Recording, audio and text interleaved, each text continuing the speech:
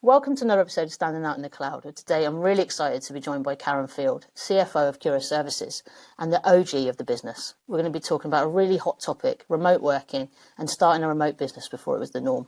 We're going to talk about some of the pitfalls and the successes that Karen's experienced along the way and how her pioneering spirit has laid the groundwork for everything that you see here before you today. Let's get started.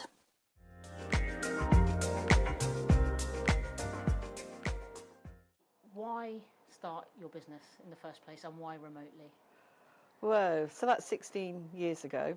I'd like to say that, Mark and I had this big plan to change the workplace and revolutionise it and create remote working, but it wasn't like that. I mean, the reality is that I lived in one end of the country, one side of the country, and Mark lived the other side of the country.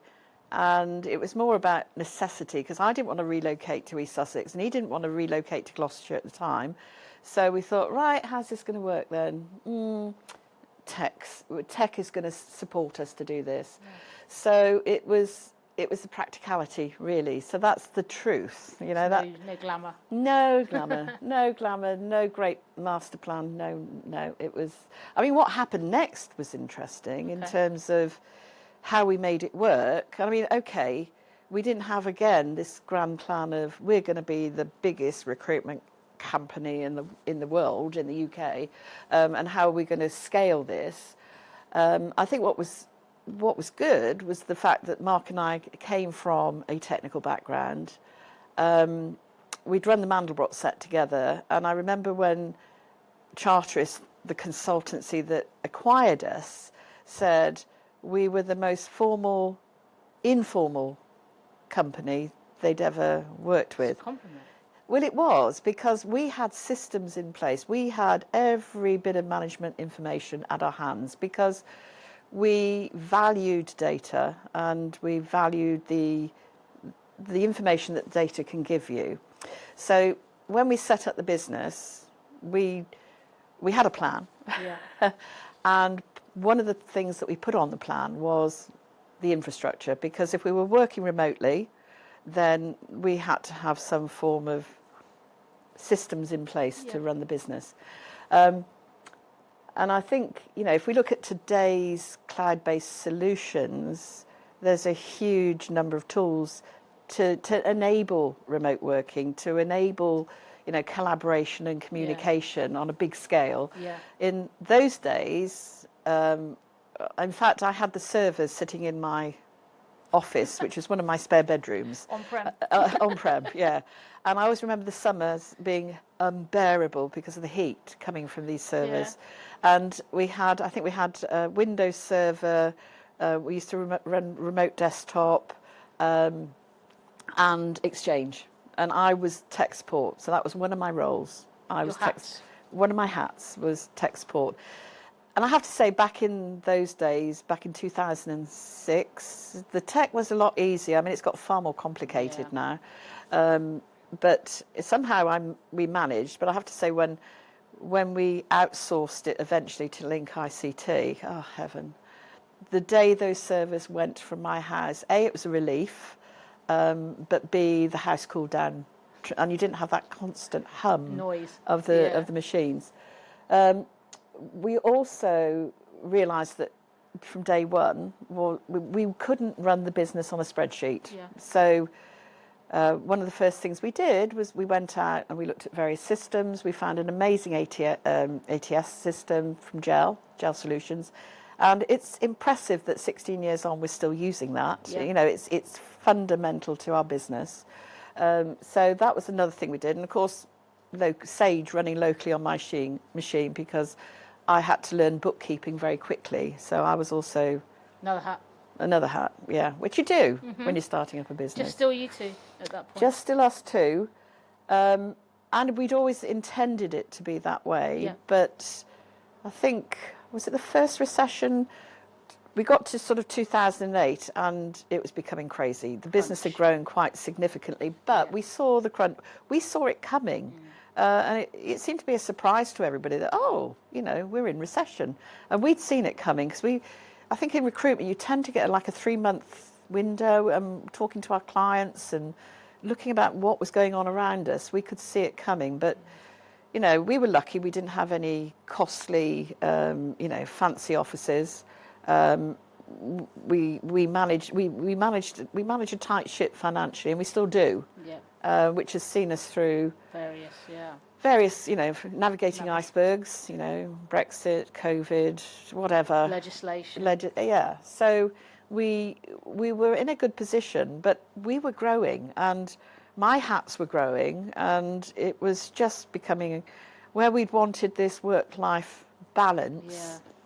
It was all moving again towards work. Was that difficult to manage remotely as it was getting busier, as you were growing? Yeah, I mean, I think, you know, we were talking earlier about, you know, being a mother, being a partner. I think when you're running a remote business, your home life and your work can actually, the blurring of it, it can get quite blurred. And your time, you have to be intentional about making the choices about, you know, am I going to keep working, or am I going to actually spend time with the children?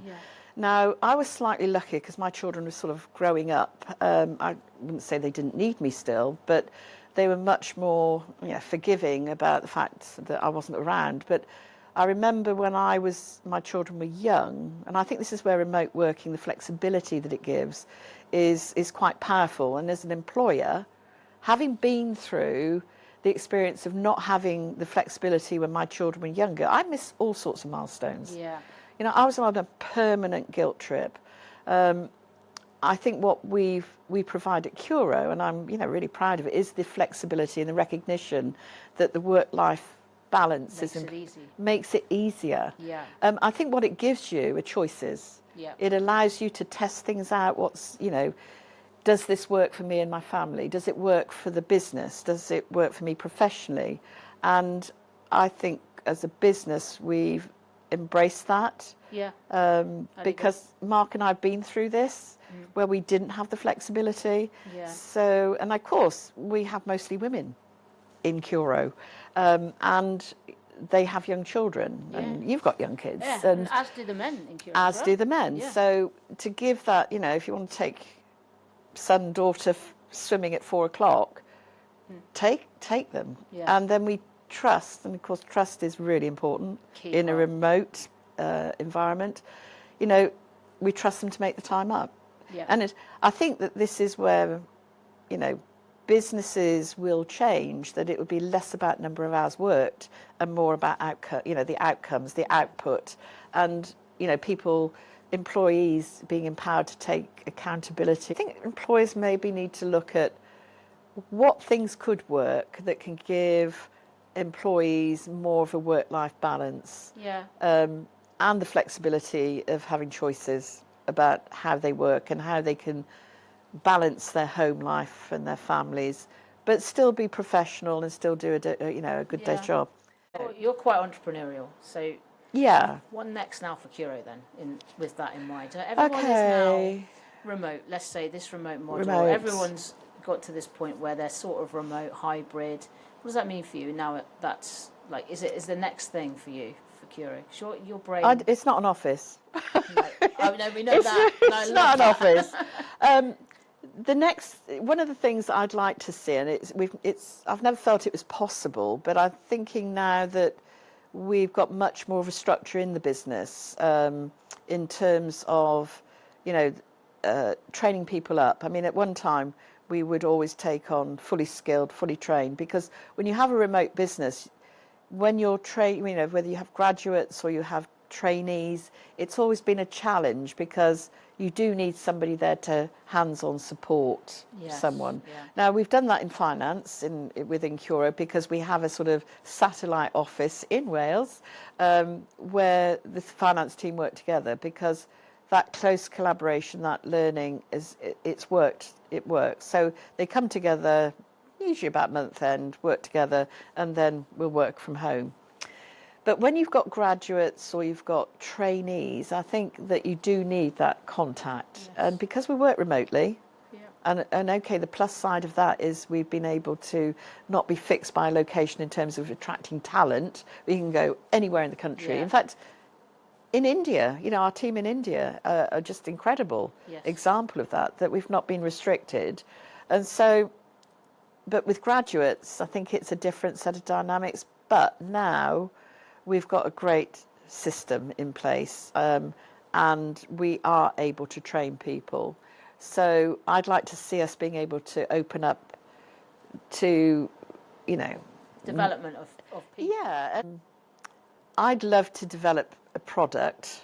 Yeah, I know that's big up there on your list. Yeah, something, I'd love to have some IP in the business. Yeah. In fact, there's a lot of IP that not necessarily, from a recruitment perspective, I think we've got some IP in terms of innovation. Yes. And the yeah, stuff that we wrap around the systems that we have. And our processing model. And the processing model, I think, is really slick. Yeah. And it has to be, to maintain the quality, consistency, and so on. But to have a product, so, digital identity, anything, something to make tech easier for the candidates. To marry the two together. Marry the two together somehow, that we have a business that is supported by the tech, but also to develop something. Now, don't get me wrong, I've been in development for many years and doing your projects, but tapping into our partner base, using best of breed. Using our partnership. Absolutely, yeah, and because we've got some great partners out there. Yeah, we have. Very skilled. So I'm not saying that we bring all the development in-house, but the innovation, the ideas, we've got some great ideas. To bring recruitment and the tech together. I think so, and I think we face a battle in terms of culture sometimes with recruitment and tech. Yeah. And Do you think so? We've been through that. I think we face a battle sometimes when work with our partners, and I think that they totally see that. They understand that we are a partner. Yeah. Working on introducing ourselves into new partners, sometimes we can be seen as another typical recruitment model. Yeah. However, once they start to work with us, that starts to change. And I wonder how have you experienced that along the way, or was that purely when you started to bring sales into the business that started? Well, it was quite different. I mean, we used our network exclusively, and people knew us at the beginning. They knew our pedigree. We were Microsoft through and through. We'd come from a technical backgrounds, so and we'd worked quite a lot with, as we called them, our associates, certainly from the Mandelbrot set. So, and those guys had moved into senior roles, decision-making roles. So we at the beginning used our network, and it was just like, wow, you guys are working, that's great, So we already had a reputation.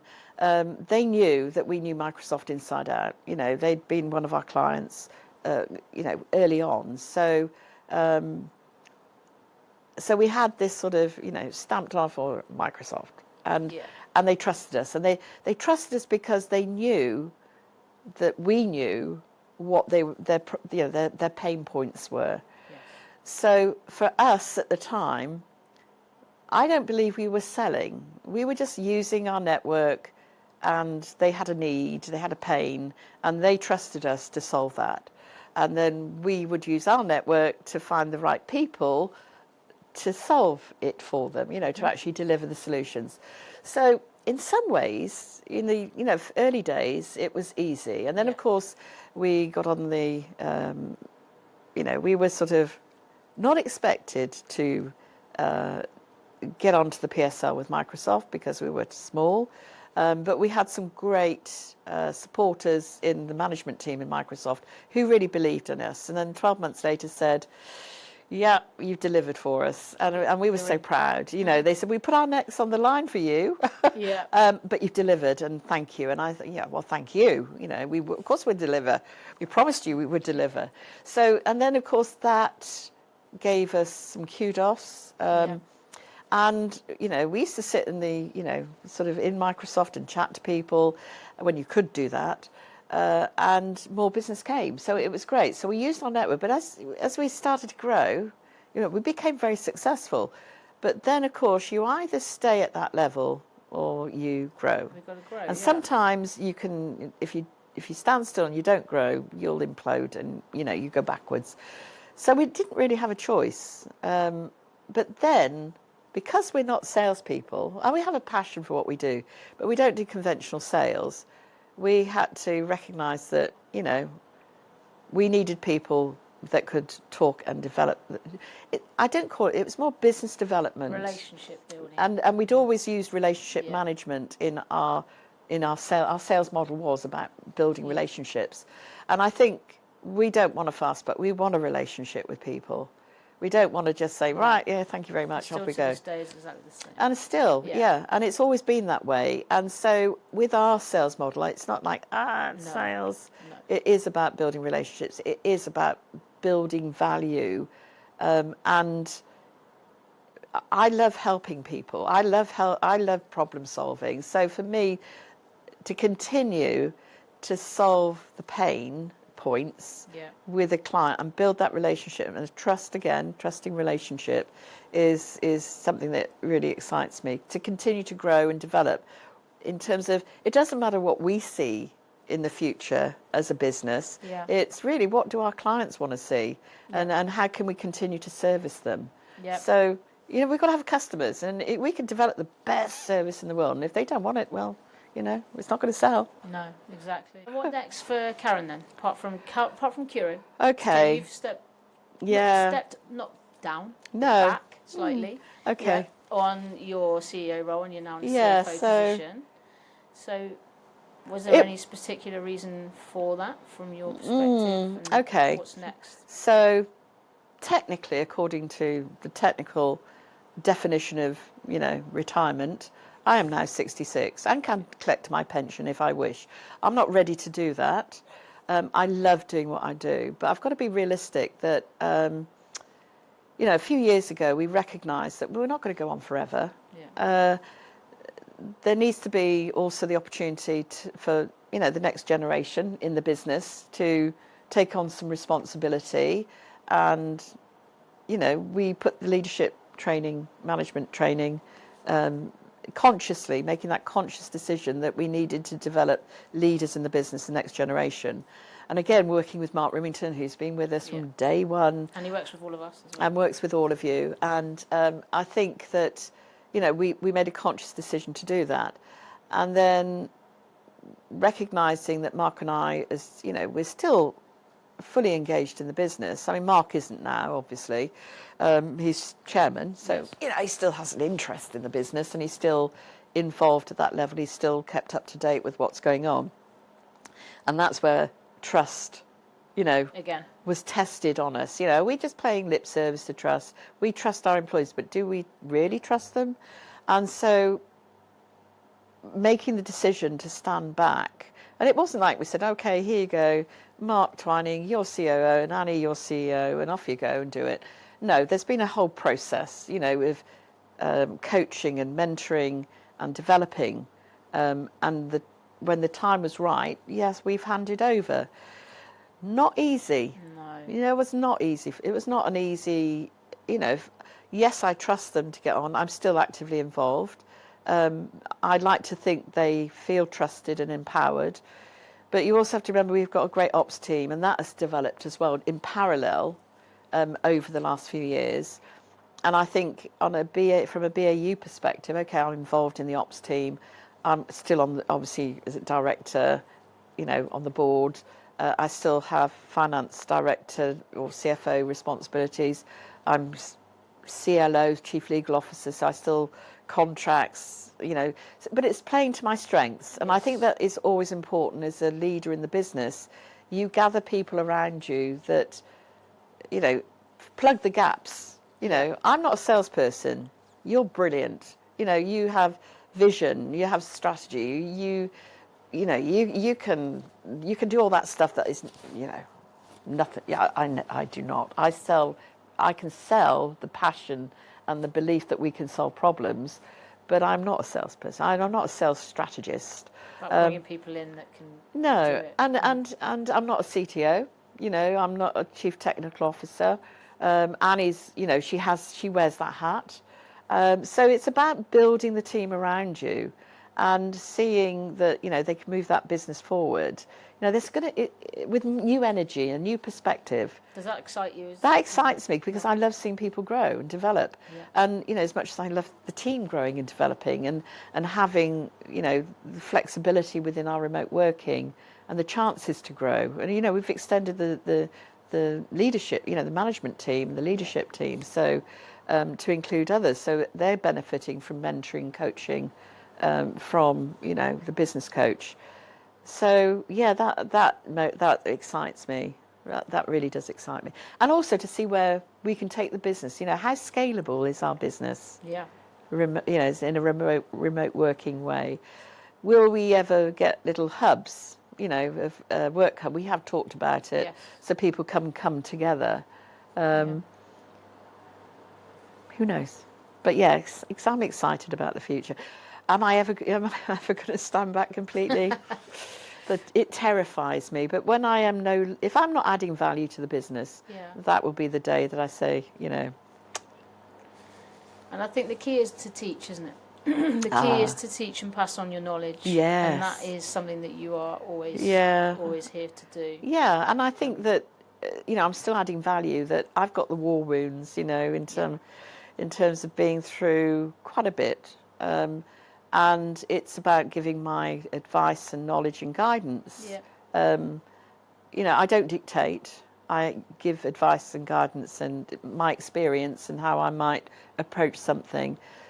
But I've got, and it's getting easier, just standing back and saying, go and get on. That's the next stage of leadership, isn't it? We were talking earlier about between managers and leaders. Yes. And leadership, I suppose, the next stage is to look at what you've built and how it's a legacy. Yeah. So I'd like to think that we've left the framework, but what Curo becomes in the future with the new team of leaders is quite exciting. Yeah.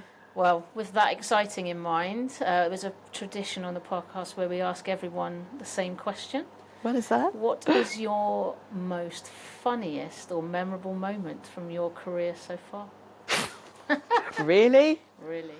So Mark, my partner, business partner, founder, Mark Saul, he always had a knack of, if we were meeting up for a meeting, picking the worst hotels in the world. I mean, I won't name it, but the one particular one was, so why I let him book this hotel. So we were always on a budget, I always remember having this first meeting room, and I said, one day, can we have a meeting room when we're successful, can we have a meeting room with a window? Yeah. It's like a sun. I get claustrophobic. Anyway, so I let him book the hotel again. So he books the hotel. I hadn't realised that it was some football night, and he's a football fan. Right. And we pulled up at this pub, which actually had 4 rooms, upstairs. So I thought, right, this looks a bit interesting. We had to go round the back, walking through all these boxes of rubbish and goodness knows what. And I was thinking, this is getting worse. I mean, the car park wasn't great. By the time we got back into the... Anyway, the guy said, oh, yeah, here's your keys. And I'm thinking, oh, gosh, thank you. What, you coming down for supper later? Yeah. And as we walked, you know how you walk into the old-style pubs where the carpet still smells of smoke and it's sticky when you walk? Yeah. So I think this is not looking good. Anyway, we go upstairs and I open the door and it's got the old traditional MFI furniture. MFI, wow. I know. And there's memory. And the bed, the bed looks clean. Bathroom's a bit suspect. There's mould all up in the... I think, well, it's just one night. I can do this. Anyway, Mark knocks on the door. And I said, yeah? And he said, there's somebody's stuff in my room. I said, oh, really? And he said, yeah, come and have a look. So he opens the door, and there's a laptop, and there's a case. And he said, I said, well, no, this is somebody else's room. And he said, well, this is the key that opened the door. So I looked at the number. I said, Mark, you're in room 1, and this is room 2, and I'm in room 3. Gone in someone else's room. So he's gone in some... I said, so your key opened room 2? I said, so does it open room 1? So it opened room 1. So then I said, does it open room 3, the room I'm in? Yes. Does it open room 4? Yes. So he's got the master key to all the bedrooms. So I said, I wonder if my key does the same thing. No, it It didn't. did. So this key opens all the doors. So my assumption was that room 2, whoever that was, and room 4 also could open the doors. So that night, as you can imagine, I'm sleeping with the chair Underneath underneath Faulty the door Towers, original Faulty Towers. to make sure that nobody came in my room. That's brilliant. And That's Mark, isn't it? that was Mark, yeah. Then going downstairs to have our meeting over supper, not a chance. It was curry night, and it was the worst curry I've ever had in my life. It was full of men watching the big screen football, and that's why Mark had booked it. Peaceful. Yeah. That doesn't surprise me. So we didn't really get a meeting done, and we had a lousy night's sleep, but it was funny. And it was typical Mark. So. If you've got any questions for Karen, or you would like to talk to us any other questions for any of our guests, please give us an email on podcast@curoservices.com. Thank you. Thank you.